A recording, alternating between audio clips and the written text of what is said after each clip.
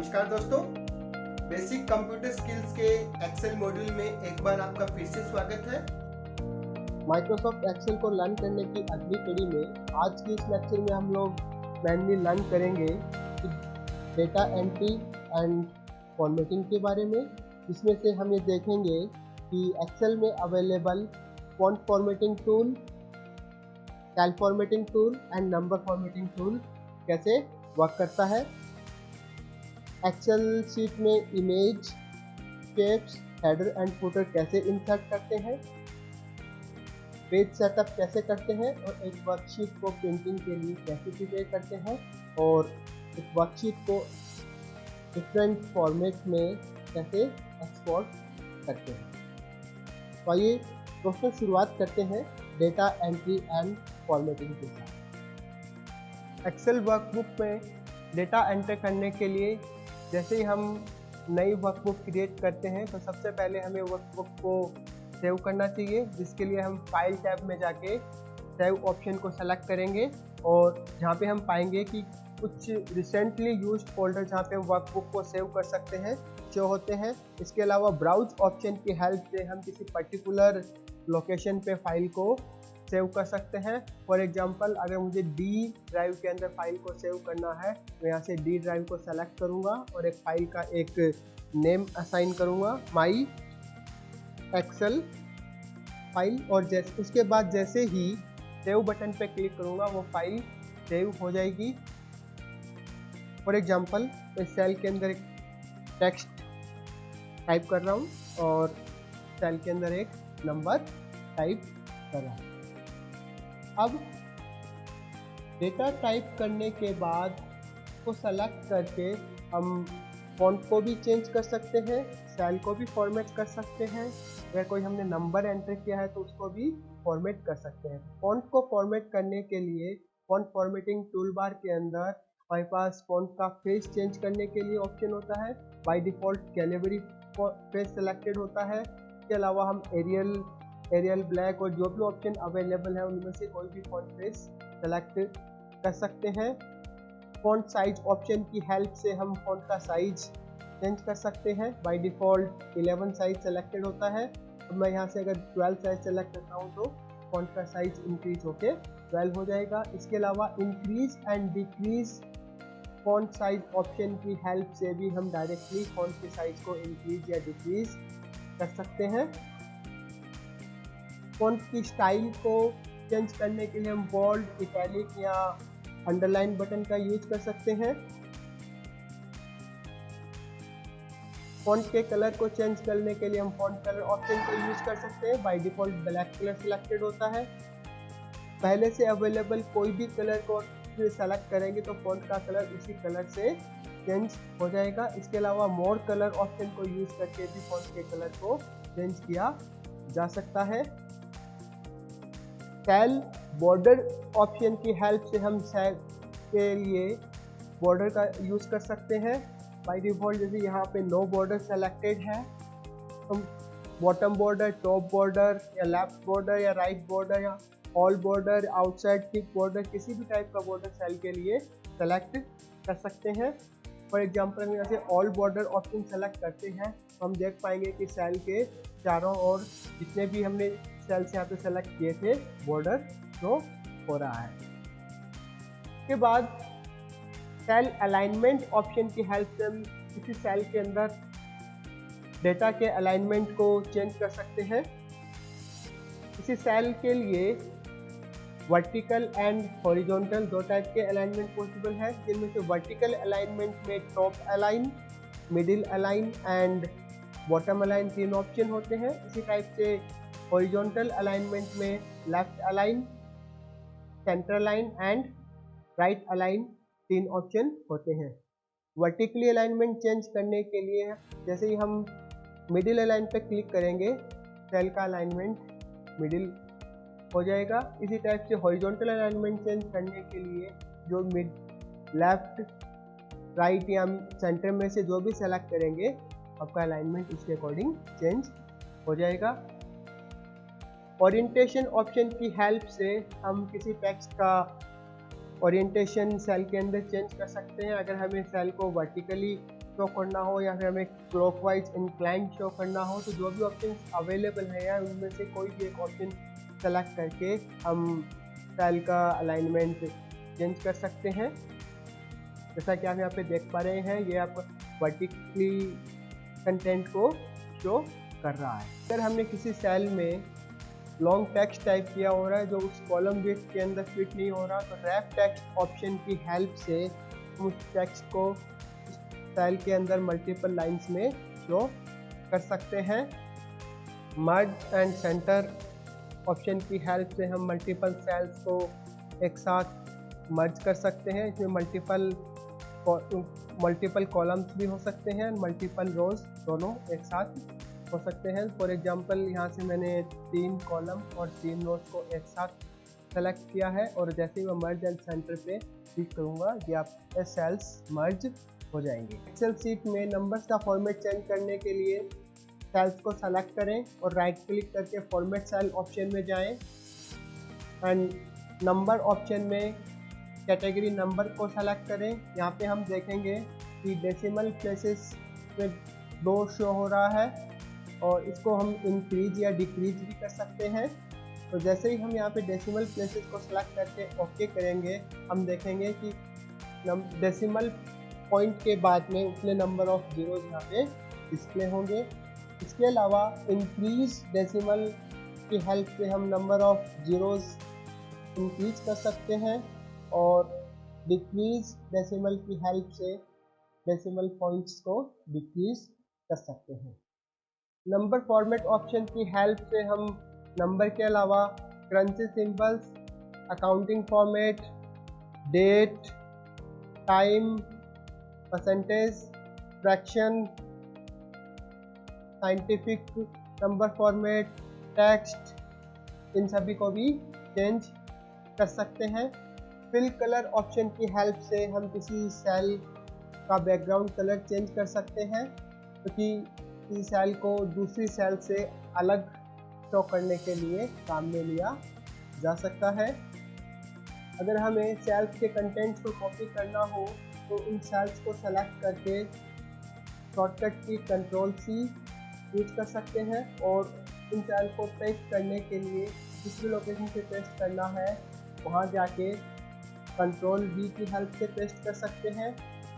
इसके अलावा कॉपी करने के लिए क्लिपबोर्ड में से कॉपी ऑप्शन को यूज़ कर सकते हैं।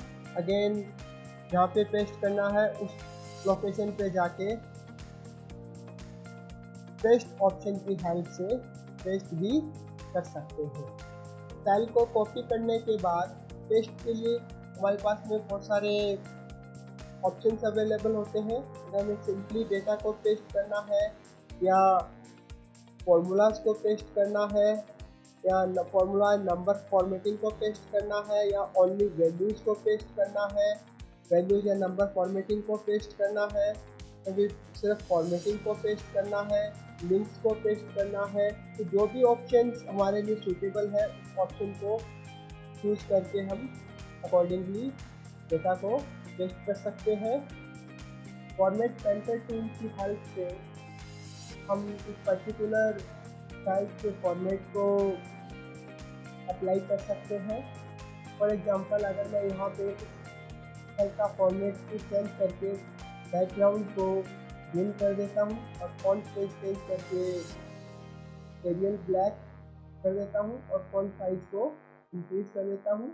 इसके बाद अगर इस फॉर्मेट को सिमिलर दूसरी सेल्स पे अप्लाई करना हो तो इन सेल्स को सेलेक्ट करके फॉर्मेट सेंटर ऑप्शन पे क्लिक करूँगा और जिन सेल्स पे अप्लाई करना है वहाँ जाके इस पर्टिकुलर सेल्स को सेलेक्ट करूँगा। करते ही इसके ये फॉर्मेट पर्टिकुलरली इन सेल्स पे अप्लाई हो जाएगा। एक्सेल में डेटा एंटर करते वक्त हम इस पर्टिकुलर रो या कॉलम के बारे में इंफॉर्मेशन एंटर करना भूल जाते हैं। तो नया कॉलम एंटर करने के लिए उस कॉलम हेडर को सेलेक्ट करें जिससे पहले हमें कॉलम को एंटर करना है। उसके बाद राइट क्लिक करके इंसर्ट ऑप्शन पे क्लिक करें, इससे एक नया कॉलम पर्टिकुलर कॉलम के लेफ्ट में इंसर्ट हो जाएगा। इसके अलावा हम स्टाइल्स में इंसर्ट ऑप्शन को यूज़ करके भी कॉलम को इंसर्ट कर सकते हैं। एक साथ हम मल्टीपल कॉलम्स को भी इंसर्ट कर सकते हैं। अगर हमें इन कॉलम्स को डिलीट करना है तो कॉलम हेडर को सेलेक्ट करके डिलीट ऑप्शन की हेल्प से कॉलम्स को डिलीट भी कर सकते हैं। एक साथ मल्टीपल कॉलम्स को भी डिलीट किया जा सकता है। और दूसरा तरीका डिलीट करने के लिए कॉलम हेडर्स पे राइट क्लिक करें और डिलीट ऑप्शन पे क्लिक करें। रोज को इंसर्ट करने के लिए रो हेडर पे जाके और राइट क्लिक करके इंसर्ट ऑप्शन पे क्लिक करेंगे तो नई रो इंसर्ट हो जाएगी। इसी टाइप से इंसर्ट ऑप्शन के अंदर इंसर्ट रो की हेल्प से भी हम रोज को इंसर्ट कर सकते हैं। एक साथ हम मल्टीपल रोज भी इंसर्ट कर सकते हैं। तो जैसे मैंने यहाँ पे 4 रोज सेलेक्ट की हैं और अब मैं रो हेडर पे जाके इंसर्ट ऑप्शन पे क्लिक करूँगा तो 4 नई रो इसके अंदर इंसर्ट हो जाएगी। इसी टाइप से हम इन रोज को डिलीट भी कर सकते हैं। डिलीट करने के लिए अगेन हम सिंगल रो को भी डिलीट कर सकते हैं एंड मल्टीपल रोज को भी डिलीट कर सकते हैं। फॉर एग्जांपल मैं यहाँ पे 6 रोज को सेलेक्ट करके जैसे ही राइट क्लिक करूँगा और डिलीट ऑप्शन पे क्लिक करूँगा तो ये रोज डिलीट हो जाएंगी। अब मैंने जो नया कॉलम इंसर्ट किया है इसको मैं एक नेम असाइन कर रहा हूँ सीरियल नंबर। तो सीरियल नंबर 1, 2 यहाँ पे मैंने एंटर किए। अब जब भी हम किसी एक्सेल शीट में डेटा एंटर करते हैं तो एक्सेल में अवेलेबल डिफरेंट टाइप के कर्सर्स का रोल इसमें बहुत ही इम्पोर्टेंट होता है। एक्सेल शीट में 3 टाइप के कर्सर्स अवेलेबल होते हैं। पहला जो आप वाइट कलर का प्लस या फिर डॉक्टर प्लस सिंबल देख पा रहे हैं वो किसी पर्टिकुलर सेल या फिर मल्टीपल सेल्स को सेलेक्ट करने के लिए यूज़ किया जाता है। दूसरा, जैसे हम सेल के टॉप पार्ट में जाएंगे तो वहाँ पे एक कर्सर शो होता है एंकर टिप के साथ। उसकी हेल्प से हम पर्टिकुलर सेल को पूरी वर्कशीट में कहीं पे भी मूव कर सकते हैं। कर्सर का तीसरा फॉर्म, जैसे ही हम किसी सेल के राइट बॉटम कॉर्नर पे जाते हैं तो ब्लैक कलर का प्लस दिखाई देता है, इसे हम फिल हैंडल भी कहते हैं। उसकी हेल्प से हम सेल में ऑटो फिल ऑप्शन को यूज़ कर सकते हैं। इसके लिए जैसे ही हम माउस से लेफ्ट क्लिक करके इसको ड्रैग करेंगे तो वैल्यूज़ को फिल कर देगा। यहाँ पे आप देख पा रहे हैं कि मैं एक वैल्यू को सेलेक्ट किया था और माउस को लेफ्ट क्लिक करके माउस को ड्रैग किया तो पर्टिकुलर वैल्यूज यहाँ पे फिल हो गई। अगर हमें किसी पर्टिकुलर सीरीज़ को फिल करना है तो इसके लिए यहाँ पे 1 और 2 सेलेक्ट किया और माउस से लेफ्ट क्लिक करके जैसे ही हम उसको ड्रैग करेंगे यहाँ पे आप देख पाएंगे कि 1 से लेकर 26 तक एक सीरीज यहाँ पे इंसर्ट हो गई। सेल्स में फॉर्मेट ऑप्शन की हेल्प से हम रो की हाइट को भी चेंज कर सकते हैं, कॉलम की विड्थ को भी चेंज कर सकते हैं। अगर हमें रो की हाइट को चेंज करना हो हम उस पर्टिकुलर रो को सेलेक्ट करेंगे और फॉर्मेट में जाके रो हाइट पे क्लिक करके को चेंज कर सकते हैं। जैसा कि अभी आपने देखा कि रो हाइट यहाँ पे 15 से 25 कर दी। इसी टाइप से हम कॉलम्स को सेलेक्ट करके फॉर्मेट ऑप्शन में जाके कॉलम विड्थ पे क्लिक करके कॉलम की विड्थ को भी एडजस्ट कर सकते हैं। इसी कॉलम की विड्थ को ऑटो फिट सेट करने के लिए हम कॉलम हेडर को सेलेक्ट करके के राइट कॉर्नर पे जाके जैसे ही डबल क्लिक करेंगे कि विड्थ ऑटो फिट एडजस्ट हो जाएगी। एक्सेल शीट में हम इंसर्ट मेनू में जाके स्टेप ऑप्शन को यूज़ करके डिफरेंट टाइप के अवेलेबल स्टेप्स को भी इंसर्ट कर सकते हैं। फॉर एग्जांपल अगर मैं ऐसे रेक्टेंगल सेलेक्ट करता हूँ और रेक्टेंगल को ड्रॉ करता हूँ तो एक रेक्टेंगल इस एक्सेल शीट के अंदर डिस्प्ले हो जाएगा और राइट क्लिक करके फॉर्मेट शेप ऑप्शन में जाके इस रेक्टेंगल को भी फॉर्मेट किया जा सकता है। इसके फिल स्टाइल और लाइन कलर को चेंज किया जा सकता है। एक्सेल शीट में पिक्चर इंसर्ट करने के लिए इंसर्ट टैब में जाके पिक्चर्स पे क्लिक करें और किसी पर्टिकुलर लोकेशन से पिक्चर को इंसर्ट कर सकते हैं।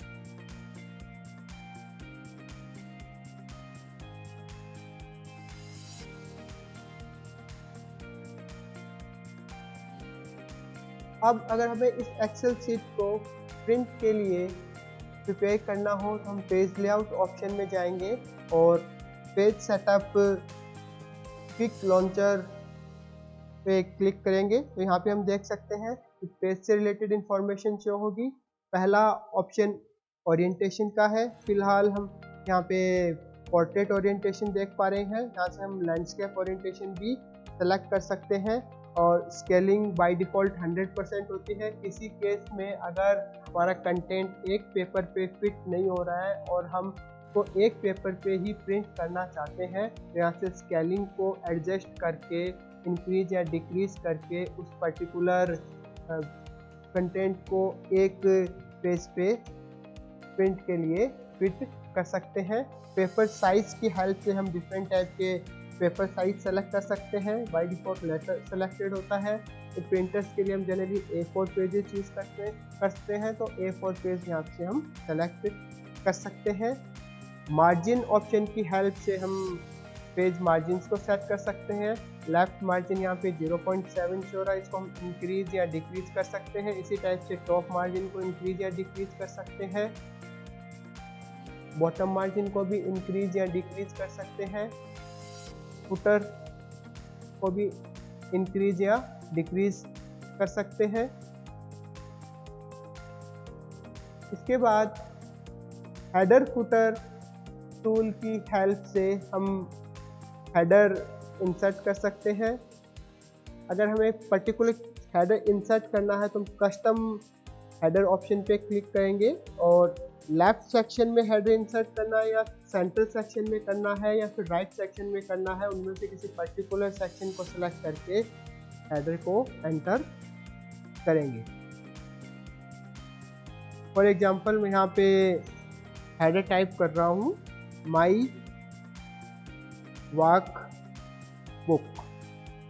तो जब भी हम एक्सेल शीट को प्रिंट करेंगे यह हेडर सेंटर के अंदर प्रिंट होगा। यहाँ से हम प्रिंट प्रीव्यू चेक कर सकते हैं। तो जैसे हम प्रिंट प्रीव्यू देखेंगे यहाँ पे हम देख पाएंगे कि माई वर्क बुक जो हेडर हमने इंसर्ट किया था वो सेंटर के अंदर शो हो रहा है। अगर हमें इस वर्कशीट को किसी डिफरेंट फॉर्मेट में एक्सपोर्ट करना हो तो उसके लिए हम फाइल टैब पे क्लिक करके एक्सपोर्ट ऑप्शन को सेलेक्ट करके create PDF and XPS button पे क्लिक करेंगे और पर्टिकुलर लोकेशन को सेलेक्ट करके जैसे पब्लिश बटन पे क्लिक करेंगे तो ये PDF के अंदर एक्सपोर्ट हो जाएगी। जैसा कि आप ये देख पा रहे हैं कि ये वर्कशीट अब PDF के अंदर एक्सपोर्ट हो चुकी है। तो दोस्तों आज की इस वीडियो में हम लोगों ने लर्न किया एक्सेल में डेटा इंसर्ट करके उस पर डिफरेंट टाइप के font formatting tools and cell borders को कैसे अप्लाई करना है एंड पेज को सेटअप करके उसको प्रिंट के लिए कैसे प्रिपेयर करना है। नेक्स्ट वीडियो में हम लोग लर्न करेंगे एक्सेल में फॉर्मूलाज को कैसे क्रिएट करना है, पहले से अवेलेबल फंक्शंस को कैसे यूज करना है एंड शॉर्ट एंड फिल्टर्स को डेटा पे कैसे अप्लाई करना है। Happy learning.